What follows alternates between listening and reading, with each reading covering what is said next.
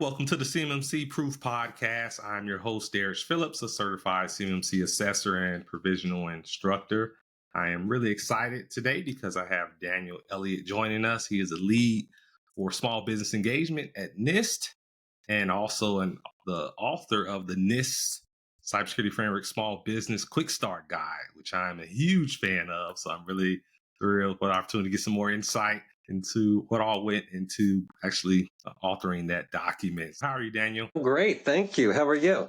Doing good. Can't complain. Before we get into everything related to NIST and the cybersecurity framework, what do you like to do for fun outside of work? What are you passionate about? Gosh, there's so many things I love to do outside of work. I have a 100-plus-year-old house, and so I love working on the house and bringing out its old character. I love gardening and going to the orchestra and the theater. We have a great orchestra and theater scene here in Philadelphia. Of course, we're so close to New York City. It's easy to get up there and see some shows. And staying active in the creative arts scene is really something that we're passionate about, and takes me out of work, out of this world, and into a different one. Okay, well, you have a lot of options for entertainment and staying active.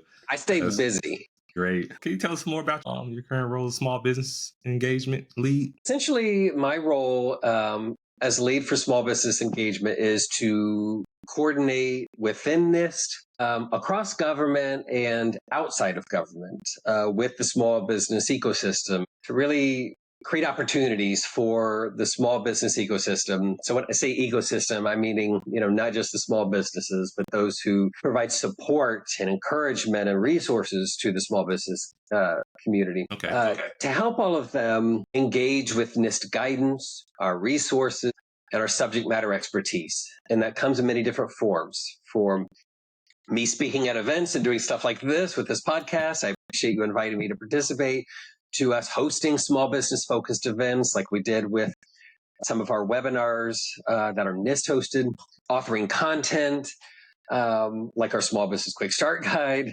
and also our Small Business Cybersecurity Corner website, and identifying new resources to update the website with. And it's just a lot of talking and getting out there and letting people know about who NIST is and what great resources we have available.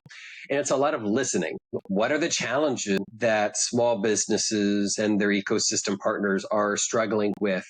Are there opportunities for NIST to help alleviate some of those challenges or minimize some of those challenges? Are there struggles with accessing some of our guidance and understanding it and putting it into action? And what are ways that we can help with that? It's a lot of talking, but it's also a lot of listening. And I'm really intentional in balancing both. Okay, yeah, that's great. We know NIST Cybersecurity Framework 2.0. You all gave us a great gift for 2024. And the previous version, I believe, was 1.1. It's been almost a decade since it was last updated. What I like really a lot about NIST Cybersecurity Framework is it's so widely adopted, very popular with not just federal agencies, state agencies, but also just small businesses. And it's a reason for that, because it's simple, it's easy to understand, however it's effective as far as improving the cybersecurity posture. Can you tell us some more about just what it went into that update with the NIST Cybersecurity Framework, some of the key changes, and then also how small business can leverage the cybersecurity framework? This was the biggest update in a long time, right? 1.0 was released in 2014. 1.1 was released in 2018. And then we started in 2022, really started to request comments and information to get the community to start contributing to what they'd like to see as far as updates. Even though we started this update process in 2022, in 2024, because it takes a long time to listen to the public's feedback from all over the world and then adjudicate those comments and be thoughtful about changes. And so, you asked about what are the changes? And, there aren't huge changes where someone would look at this and be like, gosh, it's completely different. I don't recognize this, right? But of course, there are some really important changes in the 2.0 update. The expanded scope beyond critical infrastructure. That's a big first step, right? The title itself changed from framework for improving critical infrastructure security, which is a mouthful. Tongue twister. But to now, it's the NIST Cybersecurity Framework 2.0. It's a document for all organizations. And so it doesn't scare people away with the first title. Another big update is the addition of the sixth core function. We all got so used to identify, protect, detect, respond, recover. We could just say those quickly. And now we have govern. And govern was always part of the CSF, but it was sprinkled throughout. It hadn't been elevated to a function. And so now it's been extracted and pulled up to its own function and really serves as a foundational or guiding function for all the others. That's why it's in the circle or in the middle of the beach ball, as some of my colleagues call it. I think it gives cybersecurity a seat at the table of your enterprise risk strategy, this govern function. So that was one big update. Also, two more. I think one, there was an increased emphasis on supply chain risk management. And along with the increased emphasis on supply chain risk management, we released a CSF 2.0 supply chain risk management quick start guide. And then, of course, the whole suite of additional resources in addition to the quick start guides that are really designed to make implementing the CSF 2.0 easier for organizations of all sizes. And you asked, how can small businesses leverage the CSF 2.0? Speaking of quick start guides, they can start with the CSF 2.0 quick start guide, a small business quick start guide, which is really a primer or an on-ramp. I keep calling it an on-ramp to the CSF 2.0 because we keep talking about the CSF 2.0 as a journey, journey through the CSF 2.0 because cybersecurity, it is a journey, it's a process. And so this small business quick start guide is that introduction, is that on-ramp to the full 2.0. And there was a clear desire for a small business focused CSF resource. And with me being newly on board with NIST, I joined NIST in 2023, October. And with the impending rollout of the CSF 2.0, it created really a great opportunity to address that need. Since my whole focus is small, medium-sized business, small businesses can leverage the CSF 2.0 by starting with this quick start guide, because it does focus on organizations that have no cybersecurity plans in place or modest cybersecurity plans, with considerations to get a jumpstart, to kickstart a cybersecurity risk management strategy by using this big NIST Cybersecurity Framework 2.0. The quick start guide makes it manageable and actionable. I like that because when I first saw this quick start guide for small businesses, I just automatically like, wow, this is great, because I work a lot with small businesses.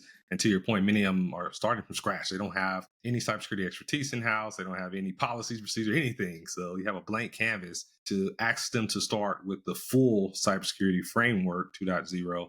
That may be a little overwhelming for them. But that quick start guide, anyone, you don't need to have cybersecurity expertise. You can really, it can get those easy, quick wins by implementing something and then building from there. Tell us more about what's included in the quick start guide and what's excluded, and how have you seen small businesses leverage it? Not all SMEs are the same, right? So the flexibility of the cybersecurity framework is really critical in helping all enterprises, but specifically SMEs in this context, achieve whatever cybersecurity goals they're trying to achieve. And so the goal of this guide was really to help create a dialogue between small businesses and whoever's helping them with their cybersecurity risk management, whether that's internal, one person who's the CFO, the CIO, the CISO, and the Chief Privacy Officer, and everything else. Often small businesses has that one person handling multiple roles, right? Or whether it's a managed services provider, a managed security services provider. This is a resource to help a small business begin to ask questions and understand some steps they can take. And it was started really with the actions to consider, really started with a lot of those implementation examples that were created to go along with the CSF. And so because those implementations are so actionable, and it extracts beyond the abstract into something they can actually do. And that's what, with anything I do with small business, I want to focus on what can you actually do? What are some steps you can take to mitigate your cybersecurity risks, to build a more resilient business? That's really where we started. Of course, we wanted to cover all of the functions. And the way I tried to organize it is because when we talk about the cybersecurity framework, we say the goal is to really, understand, assess, prioritize, and communicate your cybersecurity goals and outcomes. I used those as organizing mechanisms to extract the implementation examples and organize them in a page that helps the small business better understand how to engage with the framework and better communicate about their goals. The Small Business Quick Start Guide, I also want to say, regularly emphasizes that you need to understand your regulatory, contractual, legal environment to help you inform what you need to be doing. But it also encourages business owners and leaders to start thinking about, do we need to outsource this? Can we even do this internally? I keep going back to it's a discussion piece because I would want it to ask good questions, to inspire good questions, good discussions within the organization. But I also want it to be actionable so that they can begin actually moving from the theoretical into putting it into action and begin mitigating their cybersecurity risks and having a plan. Exactly. Yeah, it makes it a really powerful resource because, to your point, taking action, that is so important. And a lot of small businesses, they can quickly get overwhelmed and just confused, analysis paralysis, don't know where to start. But knowing the right questions to ask, being able to have a resource and say, okay, what are your regulatory contractual requirements? And typically when I'm working with small businesses, that's one of the first questions I want to know. Like, what do you have to do? Not what do you want to do? It's a great place to start. What do you have to do? Because especially when it comes to cybersecurity, a lot of companies don't just have extra money laying around for pet projects with cybersecurity. They're going to need to invest it in what's required. So I think that's a great place to start. Another thing I like about the Quick Start Guide and the cybersecurity framework is it seems like you all really took time to focus on the design piece of it to make it really user-friendly and look pretty. And we mentioned the wheel. Tell us more about that. I know you say you're a creator at heart. Did you play a role in just making sure it's designed and user-friendly as far as how it looks? I designed all the Quick Start guides are using kind of my design. I am not a designer. I will never say, I won't even go so far to say that I'm a creative person. I appreciate creative output of others. I have a background in adult education and learning theory. And one of my approaches was to think through how can this document not only put information out there into the world, but also engage a reader in thought exercises and give them resources that they can put into action. And so I wanted it to be, even though it's a PDF, I wanted it to be a PDF that they can put into practice. Really did think about the design and the layout and how people move through this document. And we even had it reviewed by NIST's cybersecurity usability experts who all have PhDs in cognitive psychology and behavioral psychology to really look at this to make sure that it passes a usability test. I was very intentional in making sure that not only the lookout and the look were crisp, not distracting, easy to understand, but that the words are so important. Partly my education background, I always wanted to be an English teacher, and that's what I have an English education bachelor's degree, and my career went other directions. But I think so much about how we word things. So the language that we used in this Quick Start Guide went through many iterations to make sure that we were chipping away at unnecessary language, to make sure that we were trying to word things in as clear a way as possible for really a lay audience of people who have no cybersecurity background. We consistently asked ourselves, would somebody who doesn't have a cybersecurity degree or an engineering degree understand this? And so, we tried to make sure that it's digestible, consumable, that the flow worked. we did put a lot of thought into how this is delivered and laid out and communicated. Before we published it, I passed it through some small business owners and advisors to see what they thought, what their perspectives are. And we also wanted to make sure it didn't sound too governmenty, the language, because it's not actionable if it's not consumable.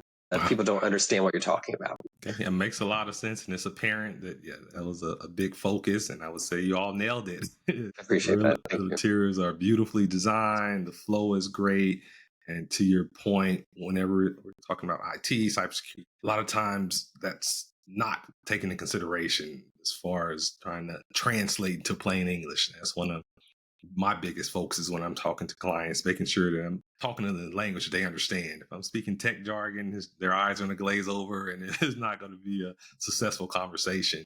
But you factor that into the actual materials, the framework, the guidance, that makes a big difference. To your point, making it usable, actionable. That's ultimately the goal. We want them to take some type of action. Obviously work with small businesses day in, day out. What are some of the challenges that you hear from them in terms of actually taking action to implement some of the desired outcomes in the cybersecurity framework? The challenges are typically, from what I hear, right, is we don't have the resources to spend on cybersecurity. And so part of, again, the goal of my work and the goal of the cybersecurity framework is to help people understand that businesses of all types are managing many different types of risks day in and day out, whether it's competitors, loss of a critical employee, fire, flood, whatever it is, you're managing multiple risks. And so, trying to help them understand that cybersecurity should be elevated because of their hyper reliance upon tools and technologies. The biggest challenge, one, is just awareness that this challenge should be elevated to their full enterprise risk management strategy. And just the lack of resources and understanding of where to start, what to do. When I was talking to a group last month, they were saying the biggest challenge is they don't have a plan. MSPs and MSSPs are often saying that the small business communities that they're working with, they don't have a response plan in place, or they don't have any sort of strategy. And so helping small businesses think through just creating a strategy. And it doesn't have to be, I think we often think that this cybersecurity strategy has to be the length of a NIST publication, right? It doesn't have to be 200, 300, 400 pages long, right? It's getting started somewhere, understanding, again, what your legal regulatory requirements, all of that are. That's a great place to start. Understanding what your critical assets are and taking steps to protect those. That's a great place to start. You don't have to do everything at once, but starting and just recognizing that cybersecurity is a critical piece of your enterprise risk management is really an important step. And it's really a challenge that small businesses are facing. They just don't recognize that it is a significant threat, or they don't have the resources to address it. Many of them come down to also prioritizing, where if they're not seeing it as a priority. Prioritization is such an important word. It is like, I just want to put prioritize in big, bold letters on the top of everything I do, because it is important, particularly for a small, under-resourced organization. They have to prioritize everything they do in order to maximize their resources. Cybersecurity is a piece of that. How do I prioritize cybersecurity? How do I prioritize tasks and goals within cybersecurity in order to achieve whatever outcomes I want to achieve? And so prioritize. That's so important. Now, that's another good thing that NIST Cybersecurity Framework does well, is emphasizing that it's not a prescriptive guidance. The organization has to determine which outcome they want to implement. They don't have to implement them all to mature their cybersecurity program. But it's prescriptive, kind of like a la carte. That's an important point, because a lot of people want us to create. We want to know what the checklist is that we need to do. But it's like, we can't do that because every business is different. They have different needs, different goals, different resources. And so that's why the flexibility is so important. because, there isn't a one size fits all approach to cybersecurity. It really is you having to look at your own organization to understand what you need to do. And that's why it's so important for information sharing, for if you think you can't do this on your own, to talk to other experts, to talk to other businesses in your industry, to begin that dialogue. Small businesses shouldn't feel like they're in this cybersecurity thing alone. Everybody is struggling with this and facing it. And so how do we better communicate across our industries, across our sectors, within our industries and sectors, to understand what other organizations are doing, to understand our limitations, or where maybe we understand. I don't feel comfortable as a small business addressing all of these requirements. Maybe I do need to reach out to a cybersecurity expert, whether that is a full contract, or whether that is a CISO on demand, or whether that is John down the street who is great with cybersecurity and I trust him. Whatever it is, whatever the scenario, it's recognizing your limitations and getting the support you need when you need it. Well said. Totally agree. For businesses who kind of want that checklist, they'll quickly realize if they're taking a risk-based approach, then that can save them a lot of time, money, resources, because now, they're being selective about and prioritizing what they want to implement and what they want to disregard or view as a low risk. So that's something that they may not address this year, but any of the high critical risks, now they're really laser focused on those versus trying to do everything. Yeah, it gets really expensive and really hard to manage. Overall, definitely a big fan of that risk-based approach and prioritization. Yeah. So once a small business has completed the Small Business Quick Start Guide, what's the natural next step for small businesses? Well, cybersecurity never ends, right? You always have all of your approach to cybersecurity because requirements change. The nature of our businesses change. They grow, they shrink, they, expand. COVID saw us change, and we saw more teleworking, of course, which changed the dynamic of businesses and the security landscape. And so we have to be nimble and evolve our security as our businesses change, as external forces change. As a business looks at the Cybersecurity Framework Quick Start Guide, and if they successfully, achieve everything within that guide, then the next step is understanding what else do we need to do to protect our organization? Because the Start Guide isn't going to encompass everything. It's not going to ask every question. It's not going to provide every resource they need. It's not going to provide every action that they need to implement. It's just a start. And so, the next iteration is understanding, maybe this is where we get started, but now we need to look at the other implementation examples within the cybersecurity framework resource. Maybe we need to look at the full cybersecurity framework and all the other resources to better understand what we need to do for ourselves to achieve our cybersecurity goals. And a great start is looking at, maybe doing a cybersecurity profile of our business to understand what are our gaps. What are we doing well, right? Where are we with cybersecurity? What are our goals? And what are the gaps? Where do we want to be? And then try to address those iteratively. And like I said, it's a starting point. It's not everything for everyone, but it gets you started, and it gets you to a point where you can then say, all right, now I need to do X, Y, Z to close these gaps or to address these challenges that we're facing. Certainly. And I like how with 2.0, you're all incorporated the tiers.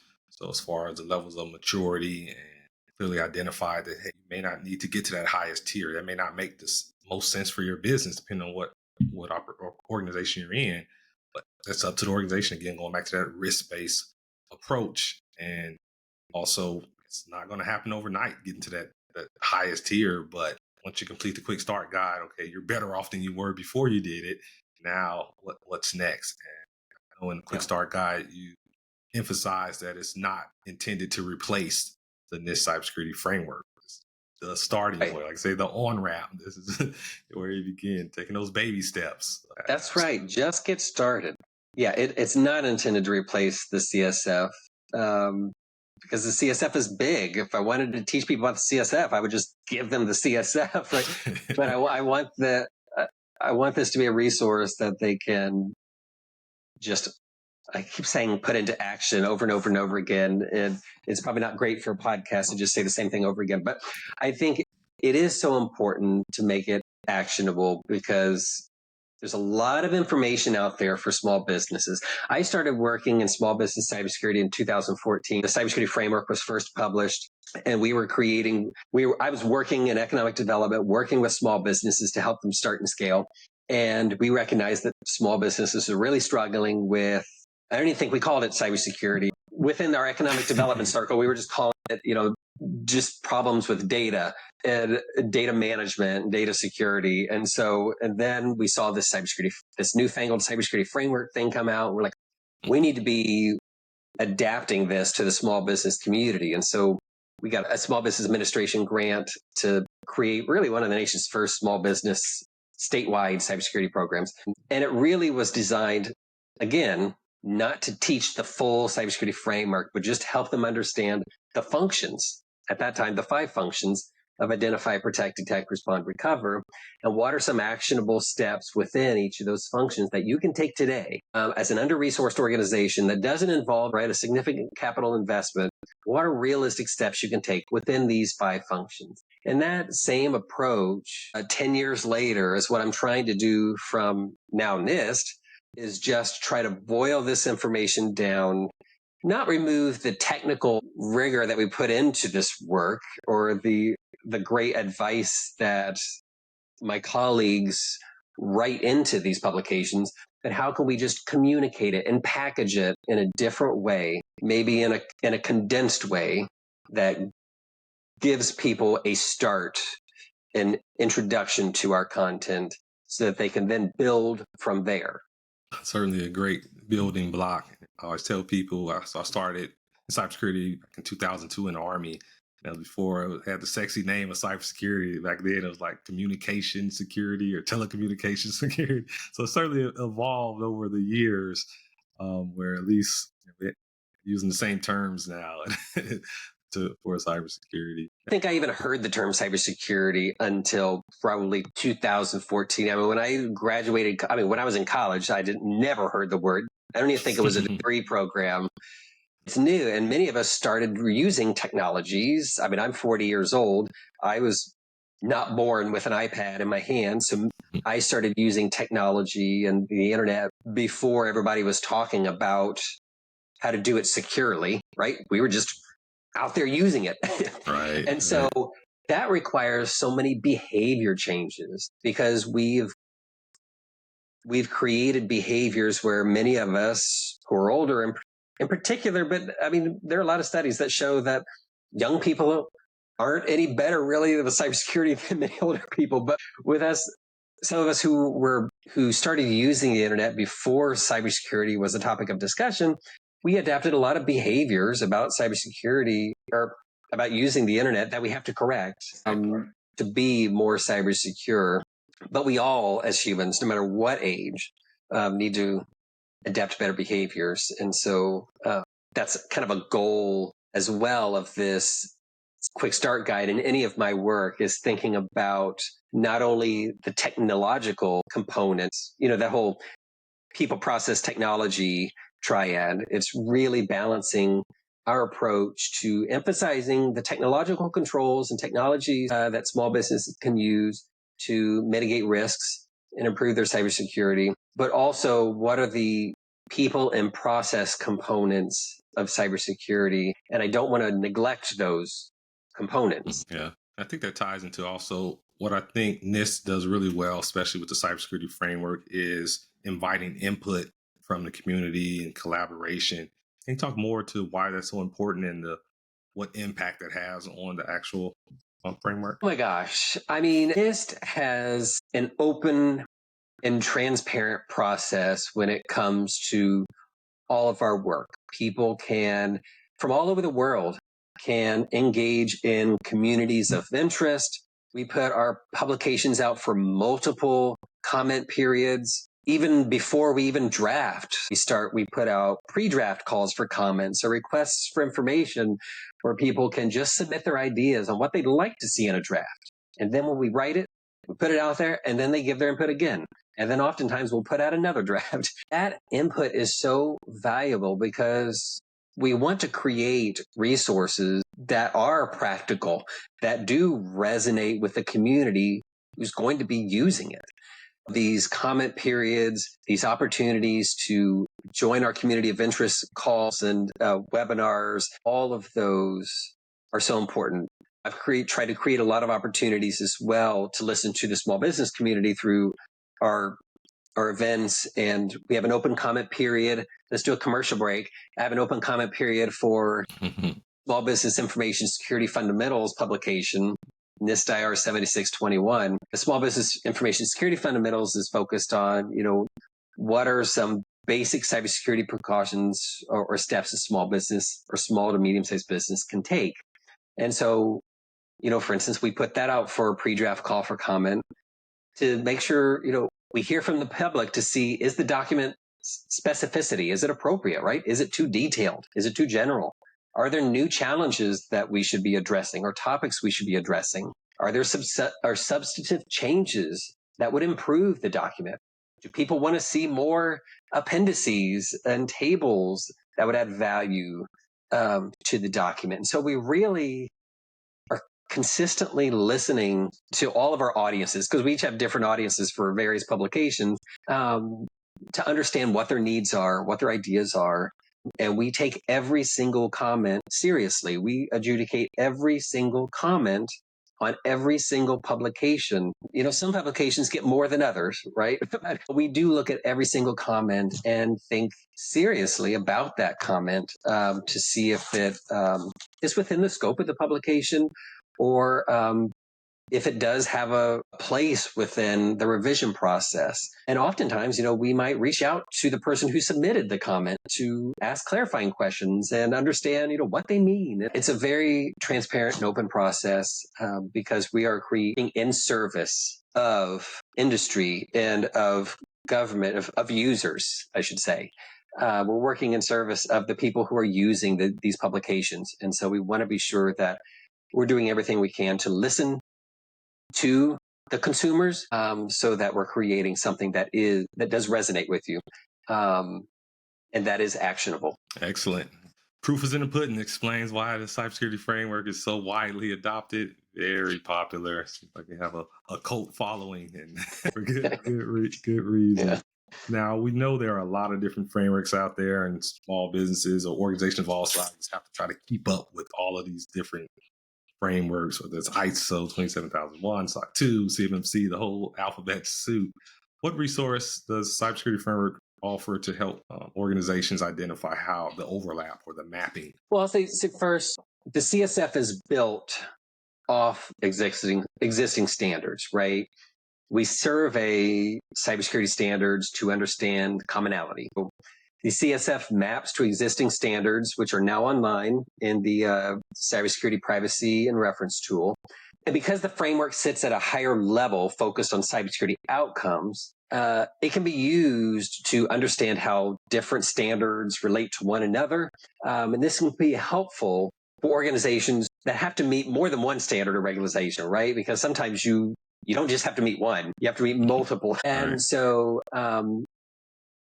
and to implement one action, maybe in response to all of them, you can use these mapping tools to understand where there are commonalities across them. And you can also understand with these mapping tools like CPRT, how each standard relates to your broader risk management strategy. The mapping tools that were added to the cybersecurity framework website are really helpful. They also enable us to make updates faster, right? If those were all embedded into a PDF, we wouldn't be able to add new updates to those new informative references or publication mappings to those very easily. And so this move to these Excel spreadsheets and JSON formats enable us to make faster updates, enable people to submit their own mappings, so to make it as beneficial as possible for people.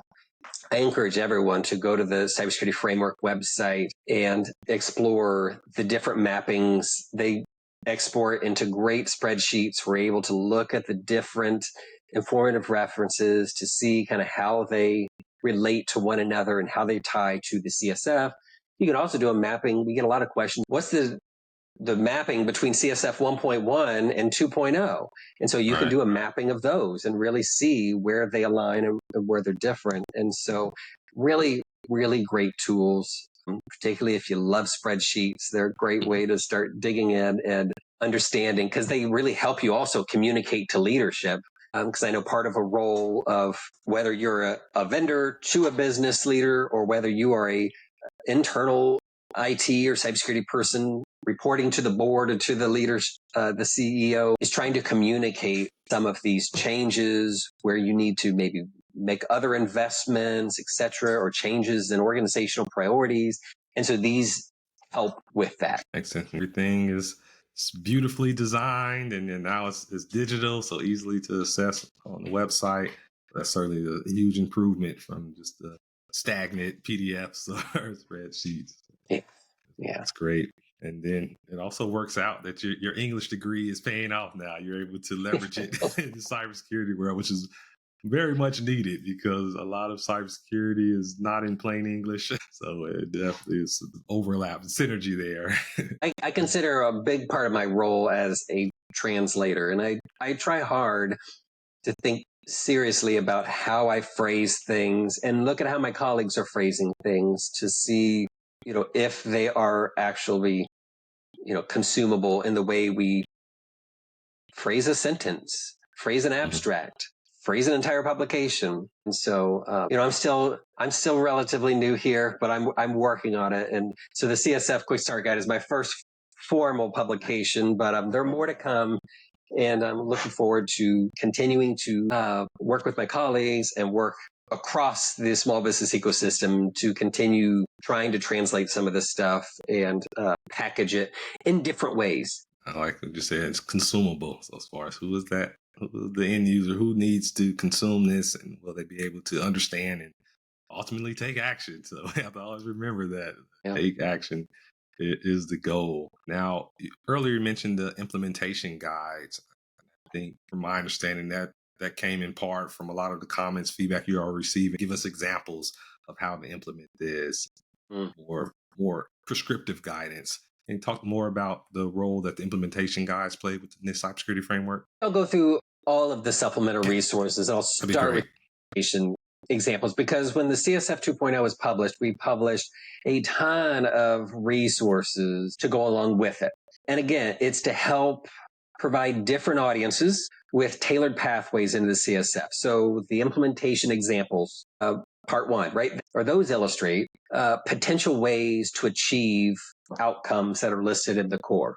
And I think the implementation examples are really the most helpful, beyond the Small Business Quick Start Guide, really the most helpful for the small business community. And as I said, they fed most of the content for the Small Business Quick Start Guide. Beyond the implementation examples, we have the Quick Start Guides as well. And we didn't just do the small business one to provide actionable guidance. We did one on enterprise risk management. We did one on just a general CSF 2.0 Quick Start Guide. We did one on creating and using organizational profiles, one on supply chain risk management. And so I'm really happy how they turned out. And they really, again, give a good first glimpse into the CSF and help people understand the CSF in chunks, if you will. And so all those Quick Start Guides are really excellent resources that are new. Hopefully, there will be more to come. We also have community profiles and organizational profile templates. And those help an organization put the CSF into practice within a specific context. So they help you take into account your own or your community's gaps, risks, goals, outcomes for cybersecurity risk management. Again, within that specific context, such as a sector or a technology or a cybersecurity challenge. I think there's already been one CSF 2.0 community profile published. More will be published as we get them or as we create them. And so those resources are out there as well. And then, of course, again, we have the mapping tools, as we talked about. And the only other source, it's not new because we had it for CSF 1.0 and we had it for CSF 1.1, but it's something I want to at least refocus attention on, is the frequently asked questions page, because I think it is so helpful. It was updated for the rollout and has been updated since the rollout, with common questions that we're getting. And as you can imagine, a lot of people are shooting questions to the cyber framework at NIST.gov email address. As the cybersecurity framework team sees trends, they're updating that frequently asked questions page. The NIST.gov / cyber framework / FAQs. That page is really helpful for a first glance. If you have a question about the CSF, I always encourage people to start there because it really provides a lot of good information. And again, like I said, they're updating it pretty regularly. Okay, awesome. Well, yeah, you're going to have to share all those links with me and make sure I include in the show notes. So you have all access to those resources. I just really want to applaud you and the team that worked on this cybersecurity framework 2.0. Great updates, great resources. It really empowers organizations of all sizes to improve their cybersecurity posture and take a risk-based approach to cybersecurity. If there was an award like a Grammy or Emmy for frameworks, I think y'all should win it. Great job. I appreciate that. And, we are only as successful as the adoption. We could put something out there, the cybersecurity framework, but if nobody adopts it, and nobody evangelizes about it and talks about it and uses it, then it's really not, we haven't hit the mark. And so seeing so many people excited about it, seeing so many people and hearing so many people using it and excited about the 2.0 and all of our resources, I mean, that is really helpful. It's people like you and your colleagues and, the whole cybersecurity and privacy community who's really rallied behind this, provided comments, promoted it to their audiences, created ancillary resources themselves, like videos. I know you created videos. That is really the secret to the sauce, is having the community get so excited about it, about rally behind it, support it, and make resources and outreach that resonates with their respective communities. It's a team effort. And so I think you're doing it as well. Absolutely. And yeah, it's just easy to evangelize a great product ultimately. So I'm always happy to do so.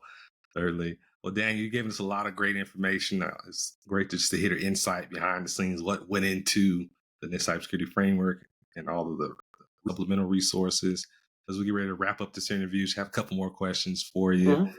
What advice or what do you know now that you wish you knew earlier in your career, professional standpoint? What do I know now that I wish I had known? Well, I think, I wish I knew about cybersecurity when I was early in my career. I think awareness would have helped. I mean, it's served me well learning it late in my life, I guess, and actually bringing in my training and development and an adult learning kind of background kind of helps quite a bit in my role. But I think, I would have loved to have better understood and known about cybersecurity much earlier in my career. And I think that's what, my colleagues at the National Initiative for Cybersecurity Education, that's what their charges and what they're doing a lot of, is making sure that people are aware that it's a career choice. But I think that's what I would have. I really wish I would. That it was. I wish it would have even been an option for a cybersecurity degree. Right. Yeah, better late than never. And I'm also happy to again bring my experience in different fields and communications and training and development into cybersecurity, because there are a lot of valuable contributions that people who aren't trained in cybersecurity can bring to the industry to help people understand their risks and understand steps they can take and understand policy and all governance and all of these components. Right. And so, I value that expertise and experience. Yeah. But and that's a really good point. That's one thing I love about one of the many things I love about the cybersecurity career field is it's so diverse in terms of skill sets. So someone with an English degree and communications background, they can really excel in cybersecurity because so many deep technologists, they don't have that skill set. they know the technology, but they don't know how to communicate and put it into plain English. So Yeah. a lot of different avenues. It's great to hear from you and see how you're leveraging your diverse background in cybersecurity. And then last question for you is what book, movie, or podcast or mentor has had a profound impact on your personal and or professional career? I always like hearing good recommendations for other books, movies, podcasts, or some advice you got from a mentor, whatever comes to mind. Oh gosh, so many. I've had so many amazing mentors in my career, but I think I'll do books, which is hard for me because I'm in like 2 different book clubs right now. And like I said, I wanted to be an English teacher. So I'll give you like 2. One, I'll give you a poem, and one, I'll give you a book. And it all ties back to my talking points with language and the power of language. And I think, Emily Dickinson had a poem, and nobody at me if I do it wrong. I'm doing this by memory. But, she said, there's no frigid like a book to take us lands away, nor any courses like a page of prancing poetry. This traverse may the poorest take without oppressive toll. How frugal is the chariot that bears the human soul. As I think about language and I think about books, the ability to bear the human soul, for people to include testimony in their stories through literature. The book that really bore the human soul for me was probably The Fire Next Time by James Baldwin. And I read it when I was in high school, when I was young, and I was trying to figure myself out, trying to figure the world out, still trying to figure the world out. And that was the first book that made me stop and really understand the power of language. It was brilliant. It is brilliant writing. It really set a new standard for what I expected good writing. It's like you've always drank Boone's Farm wine, and then you really try another full-bodied cab, and you're like, oh, that's what? Expand your horizons. Expand my horizons. And, I work within a government agency, NIST, that values language so much. And I value language so much, and it is powerful, the way you word things, the way you communicate things, the way you package words. And so, I think The Fire Next Time, any of James Baldwin's writing, but The Fire Next Time is the first book that kind of slapped me across the face and said, this is power. This is language. I think that's probably what I would choose to be the most significantly influential book. But I read all this. Awesome. I read before I go to bed for about an hour every night. So I go through all sorts of books every year. I just love anything and everything reading. Wow. Awesome. I do have one more question came to mind. So I've been looking at that frame in the background. It is such a beautiful frame. And they say your home was over 100 years old. It looks historical. What is that picture of? The gold frame. It's my great grandfather's World War I photo.